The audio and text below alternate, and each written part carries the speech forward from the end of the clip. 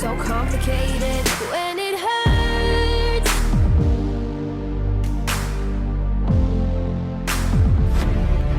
Oke, halo semua, dan bertemu lagi bersama Goriolis di MotoGP 25 untuk karir episode ke-47. Dan sekarang kita sementara ngelakuin briefing lagi dengan tujuan meningkatkan sektor engine agar performa kita di race-race berikutnya makin gacor lagi pastinya. Jadi kita fokus di engine untuk di awal musim ini. 2 ronde berlangsung, kita menjadi pimpinan klasemen meskipun hanya sementara waktu dengan jarak 11 poin dari Marquez yang ada di posisi kedua. Dan sayangnya sesi kualifikasi kita hanya mentok tembus di sesi Q1 saja, kita nggak tembus ke Q2 karena persaingan kualifikasi di MotoGP Austin itu memang lebih seru ketimbang di sirkuit lainnya. Alhasil, kita hanya harus berpuas diri untuk start dari urutan ke-16 saja. Dan untungnya kita masih di atas dari rekan tim, yakni Fabio Quartararo. Sementara itu sayangnya nggak tahu kenapa Alex Rins nggak ngedapetin atau nggak mencetak lap time sama sekali. Mungkin dia ada kendala dengan motornya.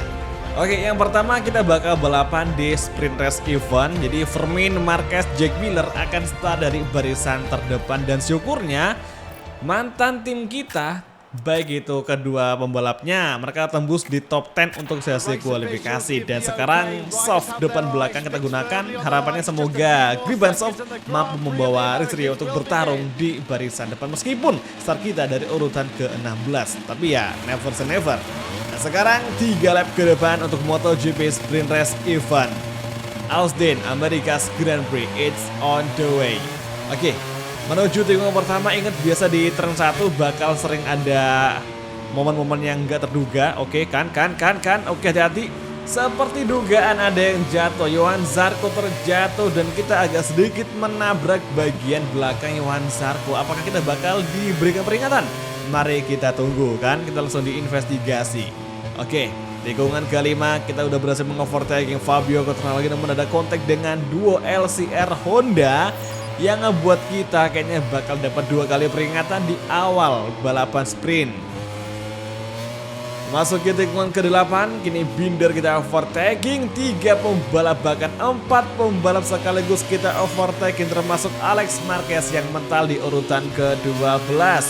Kali ini Viñales di depan kita. Oke, tikungan ke-11 masih Maverick defense. Kita ambil dari outside line dan luar biasanya kita nggak bisa ngambil dari inside, maka kita manfaatin di bagian luar racing line dan terbukti cukup manjur. Dikala pembalap yang ngambil inside itu pada ngantri, hati-hati kan, kita ngambil dari outside aja dengan cara yang cukup kencang. Kali ini Gillian Jorge Martin akan segera kejar Luca Marini. Martin mereka kontak berdua. Luca Marini masih mendefense dari Martin dan kali ini hati-hati. Oke, ada agak wobble. Kembali ke racing line dan menuju tikungan ke-14-15. Masih Martin dan kita overtaking Martin dari outside line. Kini giliran Luca Marini yang akan segera kita overtaking ke posisi ke-7 di sisa. Oke, Luca Marini nampak agak wobble tadi, motornya bergoyang. Dia salah ngambil pengereman. Harusnya dia bisa ngerem dengan cara yang smooth, tapi nggak bisa.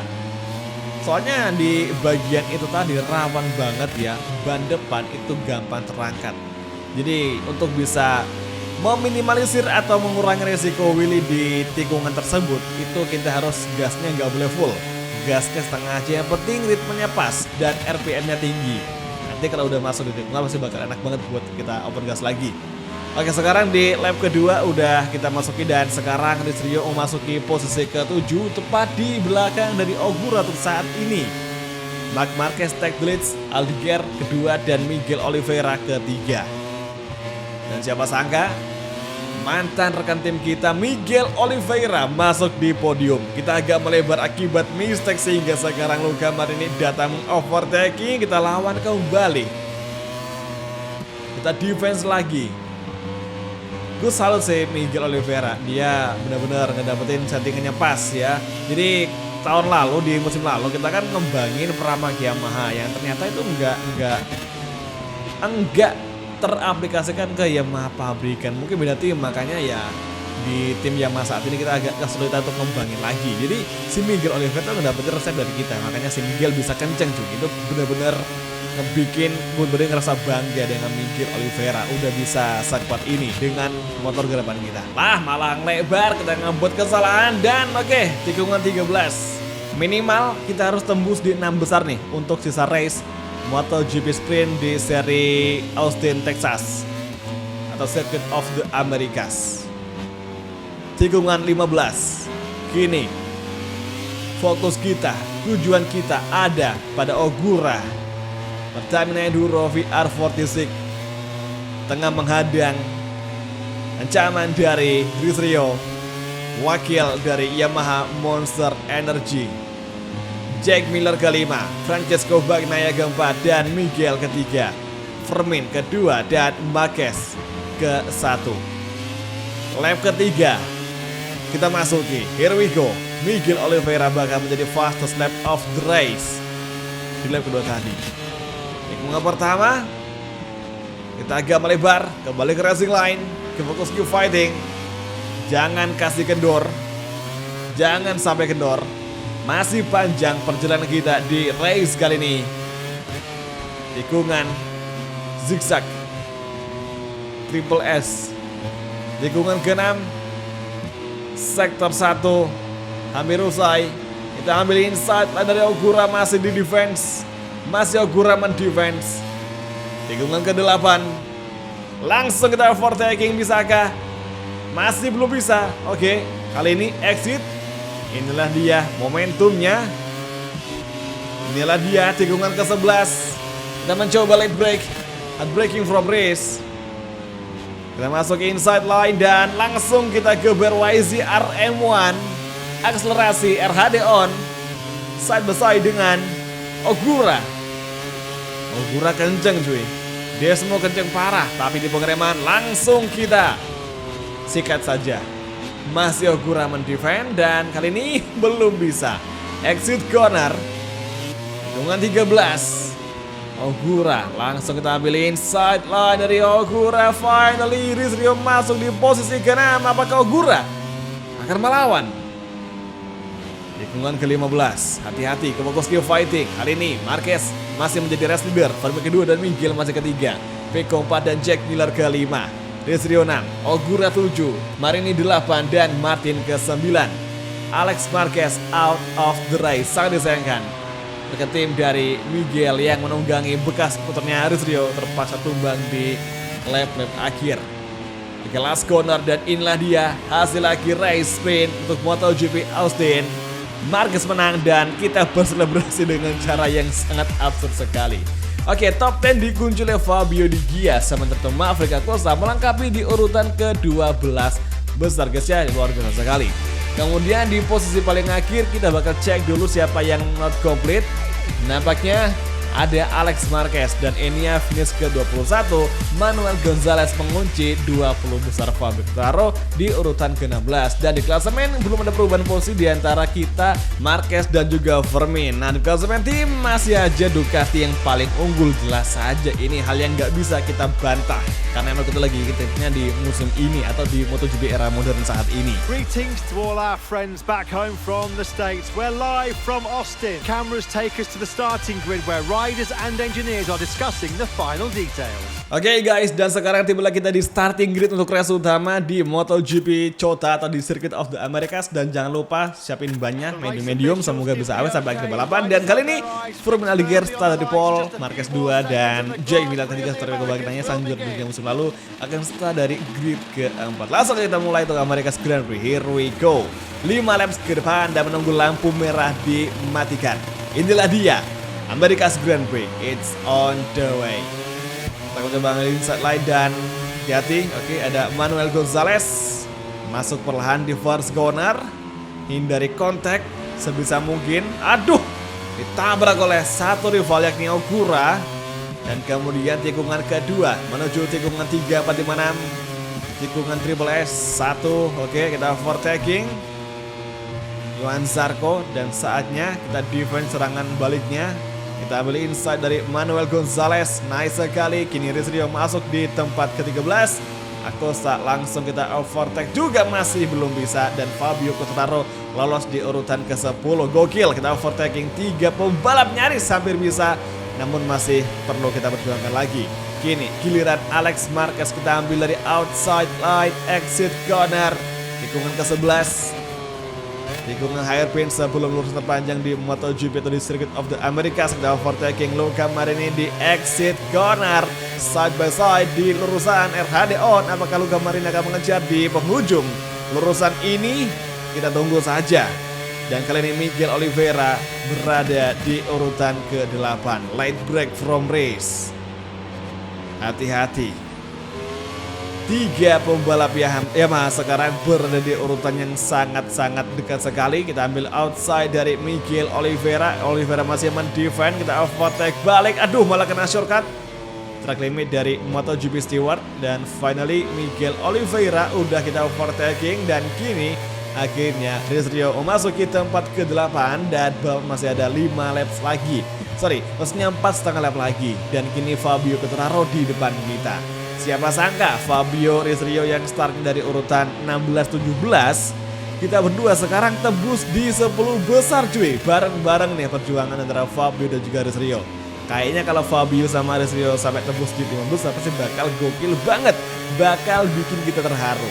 Tapi ya let's see, karena perjalanan masih panjang dan problem Yamaha pasti bakal ada saja ketika balapan berlangsung. First corner. Kali ini untuk update posisi setelah lap kedua kita masuk di satu sektor awal. Marquez take the lead, Jack Miller 2 dan Fermin Alger di urutan ke-3. Sementara itu Francesco Bagnaia di posisi keempat dan kayaknya Dijia di belakangnya. Atau tepat di depan dari Ricky Martin yang ada di posisi 6.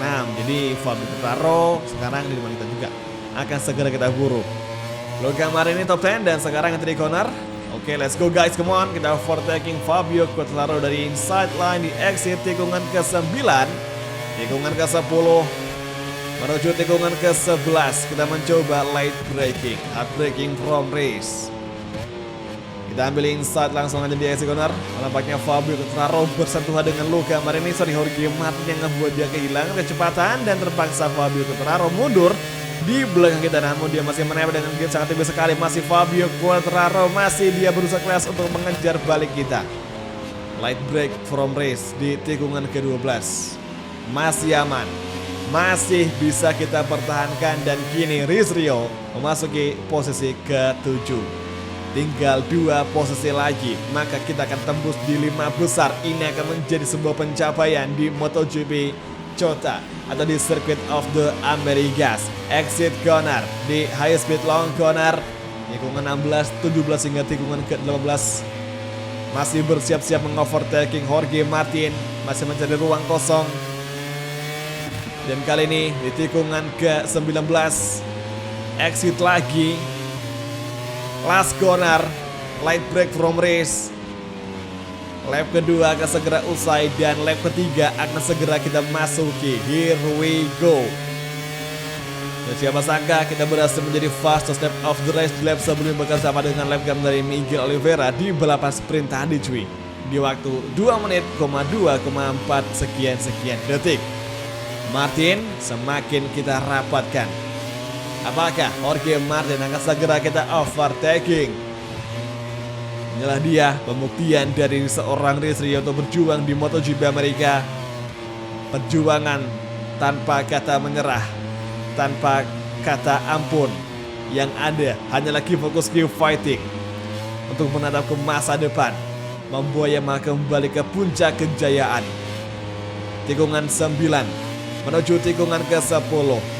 Lap ketiga masih berlangsung. Here we go, RHD on, hard braking from race. Bersiap-siap. Jorge Martin kita beli inside line dan finally overtake yang sangat tidak terduga. Martin menghindari kota dengan Dijia dan kita berhasil memanfaatkannya. Sementara itu di belakang ada bendera kuning dikibarkan. Yang pertama Enea Bastian ini terjatuh dan dia not complete. Dan lanjut juga ada Ayo Kurang yang juga terjatuh dan akhirnya not complete juga. Kayaknya antara Enea dan juga Ogura crashnya di tikungan yang sama karena waktunya sangat berdekatan cuy. Jadi bisa diartikan seperti itu. Ya semoga aja Enea Ogura tidak kenapa-kenapa dan next race bisa lanjut balapan lagi. Saat ini lap ketiga hampir usai, memasuki sektor keempat atau sektor terakhir di MotoGP Austin. Kali ini Marquez masih menjadi pimpinan race, Miller masih kedua dan Vermin ketiga, Pecco Bagnaia keempat dan Gia kelima. Memasuki tikungan terakhir di lap ketiga, exit corner. Lap keempat kita masuki, full gas RHD on. Braking zone tikungan pertama. Kita akan memanfaatkan atau ngepangkas gap di sektor tikungan zigzag yang ada di tikungan ke-3, 4, 5, 6. Mari kita coba. Pastikan racing line-nya tepat. Nice sekali. Kini giliran kita untuk mengovertaking di Gia. Siapa sangka overtaking cepat dari Rio berhasil kita lakukan. Namun di Gia masih kembali melawan. Tahan dulu, oke, santai. Santai dulu, oke, come on, fokus ke fighting. Tahan dulu, oke, hindari kontak. Langsung kita overtake balik dari inside line, exit corner, yes. Kita berhasil. Yalah, malah kebablasan cuy. Saking pengennya nge-defense serangan balik dari Gia malah nge-shortcut. Dan kali ini Gia nyaris saja meng-overtake balik. Finally, exit corner. Kini Rio menjadi pengisi tempat kelima. Sebenarnya dari segi target kita udah mencapai lebih dari apa yang kita targetin untuk balapan kali ini. Berhubung balapan masih ada 1,5 lap lagi, kenapa nggak kita coba untuk ngejar Francesco Bagnaia? Barangkali ada keberuntungan. Oke, mulai saat ini kita akan mencoba lebih kencang demi bisa mengejar Francesco Bagnaia. Dan kalau bisa lagi, sebelum akhir balapan kita akan mengejar juga Vermin. Kalau udah mengovertaking Pecco Bagnaia, tapi ya sekarang kita harus realistis dulu. Targetnya adalah Francesco Bagnaia. Lap keempat akan segera usai. Masih Marquez menjadi pimpinan race dan juga top 3 dikunci oleh Ducati BK8 Gresini ini. Lap keempat telah berakhir dan sekarang lap kelima akan segera kita masuki. Here we go, final lap MotoGP Americas. First corner kita mencoba late braking dengan harapan bisa mendekati Pecco Bagnaia secepat mungkin yang kita bisa. Here we go, tikungan kedua masih Marquez di posisi pertama. Dan kalau ngomong soal gap antara Marquez, Miller, Vermin dan juga Francesco Bagnaia, itu kayak ada, Pecco nge-shortcut ngawur parah. Pecco udah mulai ngawur juga kayak, apa nih Pecco Bagnaia? Suka ngepotong jalur nih. Jadi antara gap antara si Miller, Vermin, Pecco itu benar-benar rapat banget. Dan kalau misalkan kita bisa memiliki sedikit kecepatan saja, mungkin kita bisa tembus podium 3 untuk mengovertaking Pecco dan juga Vermin Alligator. Kalau Marquez nggak usah kita harapin karena gapnya udah terlalu jauh antara Marquez ke pembalap Ducati Gresini ini. Oke, kali ini di tikungan ke-11 ini merupakan kesempatan pertama kita untuk mengejar Pecco dengan cara light break di tikungan ke-11. Nah, saat ini yang kita tunggu-tunggu, yang kita nantikan yakni manuver light break di turn ke-12. So far, Rio masih menjadi fastest lap of the race dengan lap time 2 menit, 2,4 sekian detik. Light break from race dan kini Pecco semakin kita rapatkan. Tikungan 13 masuk perlahan dan oke, hati-hati. Pecco obel dan Pecco melebar. Langsung kita manfaatkan begitu saja dan sangat cepat sekali. Yes, kita masuk di posisi keempat. Siapa sangka Pecco Bagnaia membuat blunder di akhir balapan sehingga Pecco kita overtaking. 4 besar kita dapetin. Lumayan cuy, ada improve. Meskipun startnya kita ke 16 nggak masalah. Yang penting ketika race berlangsung kita tetap optimis untuk bersaing di barisan depan.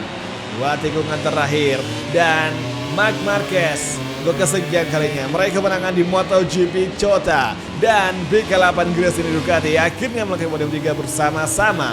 Vermin dan juga Jack Miller sangat overpower di race kali ini. Dan juga pastinya kita harus ngucapin selamat ke diri kita sendiri yang udah berjuang keras. Start 16, finish di urutan keempat. Ini luar biasa banget. Kita bahkan mengungguli sang juara dunia musim lalu yakni Francesco Bagnaia. Fabio Quartararo akhirnya masuk di 8 besar mengalahkan duo Pramac Yamaha. Miguel Alex Marquez masing-masing melakukan kerja bagus dengan finish di zona tengah. Top 10 dikunci oleh Luca Marini dan Jorge Martin finish ke-7, Dingia finish ke-6. Di klasemen akhirnya Marquez kini menjadi pimpinan dengan unggul 9 poin atas Rizky Wagner di posisi kedua. Oke, ya kita sadar diri Yamaha Monster Energy dibanding sama Ducatinya Marquez ya jelas beda jauh. Tapi intinya kita adalah pembalap yang akan selalu berusaha bekerja keras demi kebangkitan YZR N1 lagi. Jadi oke semua, kalau gitu besok kita bakal kembali ngelanjutin petualangan di ronde keempat. Semoga aja hasilnya bisa memuaskan. Kalau gitu terima kasih sudah nonton dan sampai ketemu lagi di video MotoGP 25 Karir untuk episode selanjutnya. Thank you, bye dan ciao guys, sampai jumpa.